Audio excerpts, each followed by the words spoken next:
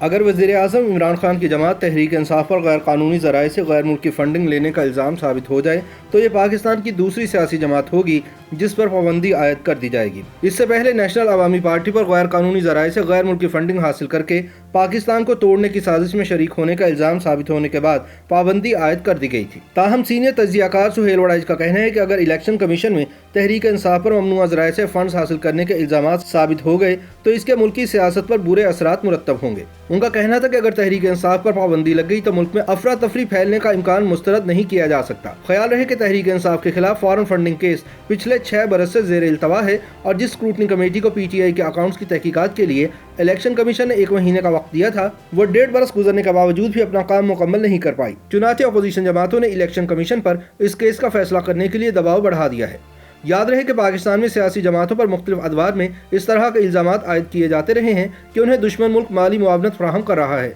ताकि मुल्क को नुकसान पहुँचाया जा सके। लेकिन 73 साल मुल्क की तारीख में इलेक्शन कमीशन ने सिर्फ एक सियासी जमात पर पाबंदी आयद की थी जिस पर इल्ज़ाम साबित हो गया था कि उसने ममनुआ ज़राए से पार्टी चलाने के लिए फंड्स इकट्ठे किए। ये जमात नेशनल अवामी पार्टी थी जो बाद में अवामी नेशनल पार्टी या ANP बन गई और आजकल इसके सरबराह खान अब्दुल वली खान के साहबजादे असफंद यार वली खान हैं। नेशनल अवामी पार्टी दरअसल एक प्रोग्रेसिव जमात थी जिसकी बुनियाद सन 1958 में उस वक्त मशरकी पाकिस्तान और मौजूदा बांग्लादेश के दारुल हुकूमत ढाका में अब्दुल मजीद खान भाषानी ने रखी थी। इस जमात ने मशरकी पाकिस्तान को बांग्लादेश बनाने में अपना किरदार अदा किया जिसके बाद साबिक वज़ीर-ए-आज़म ज़ुल्फ़िकार अली भुट्टो के दौर में इस पर गद्दारी और इंडिया से फंडिंग लेने के इल्ज़ामात साबित होने के बाद पाबंदी आयद कर दी गई। इसके बाद से अब तक किसी भी सियासी जमात पर पाबंदी आयद नहीं हुई। ताहम अब इस इम्कान का इजहार किया जा रहा है कि इमरान खान की तहरीक इंसाफ पर आयद करदा गैर मुल्की फंडिंग के इल्ज़ामात का फैसला मुस्तक़बिल करीब में आ सकता है, खुसूसन अपोजिशन इत्तेहाद की जानिब से इलेक्शन कमीशन ऑफ पाकिस्तान पर दबाव बढ़ाए जाने के बाद। याद रहे कि इलेक्शन कमीशन ने सुप्रीम कोर्ट के फैसले के बाद अकबर एस बाबर की दरख्वास्त को लेकर तहरीक इंसाफ की फॉरेन फंडिंग के हवाले से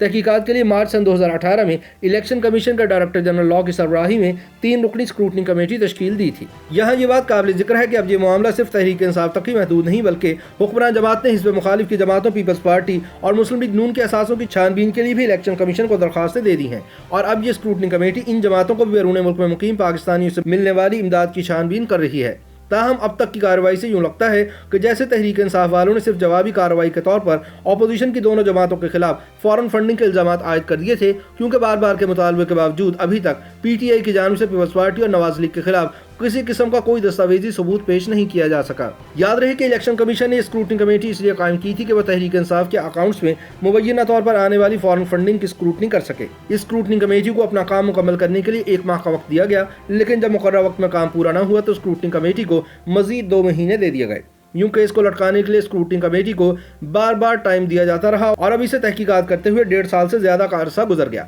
लेकिन अभी तक काम मुकम्मल नहीं हुआ। केस के मुद्दई अकबर एस बाबर का मौक़िफ़ है कि कमेटी इमरान खान हुकूमत के इमाम पर मामला लटकाती चली जा रही है ताकि केस का फैसला न हो पाए। इस स्क्रूटनी कमेटी ने गुज़िश्ता साल अगस्त में जब इलेक्शन कमीशन को रिपोर्ट भिजवाई तो इलेक्शन कमीशन हुक्काम ने इस रिपोर्ट को नामुकम्मल करार देकर वापस कर दिया और इसके साथ ये हुक्म भी दिया था कि कम अज कम हफ्ते में 3 दिन स्क्रूटनी कमेटी का इजलास हो ताकि इस मामले को जल्द अज जल्द निपटाया जा सके। ये कमेटी अगर किसी एक्सपर्ट या किसी इदारे की खिदमत हासिल करना चाहती है तो इसको ऐसा करने का इख्तियार हासिल है। दरअसल स्टेट बैंक ने स्क्रूटनी कमेटी को तहरीक इंसाफ के मुख्तलिफ बैंकों में मौजूद 23 अकाउंट्स की तफसील दी, जिनके बारे में दरख्वास्त गुजार अकबर एस बाबर का कहना है कि इन अकाउंट्स में बैरून ममालिक से हासिल होने वाली रकम आती रही है। इलेक्शन कमीशन में सबसे ज़्यादा इस दरख्वास्त पर समाअतें हुई, जबकि स्क्रूटनी कमेटी के अब तक 75 से ज़्यादा इजलास हो चुके हैं, लेकिन अभी तक मामला हतमी नतीजे पर नहीं पहुंचा। दरख्वास्त गुजार अकबर एस बाबर ने भी इल्ज़ाम आयद किया है कि स्क्रूटनी कमेटी इस मामले को मंतकी अंजाम तक पहुँचाने में ताख़ीरी हरबे इस्तेमाल कर रही है और बज़ाहिर ऐसा ही महसूस होता है कि इस कमेटी में शामिल अरकान पर हुक्मरान जमात का दबाव है। इन हालात में नाक़िदीन का कहना है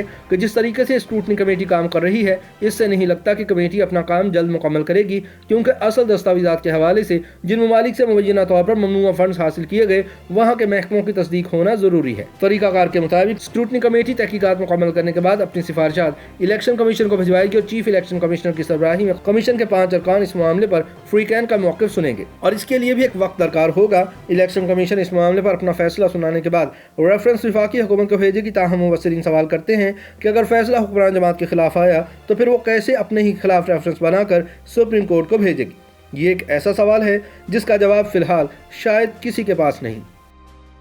YouTube पर गूगली न्यूज देखने के लिए youtube.com की सर्च बार में गूगली न्यूज टीवी टाइप करें। गूगली न्यूज के पेज पर सुर्ख रंग के सब्सक्रिप्शन वाले बटन पर क्लिक करना ना भूलिए। YouTube पेज पर अपलोड होने वाली वीडियोस से बाखबर रहने के लिए बेल आइकन पर क्लिक कीजिए। आपको हर नई वीडियो के बारे में नोटिफिकेशन मौसूल हो जाएगा।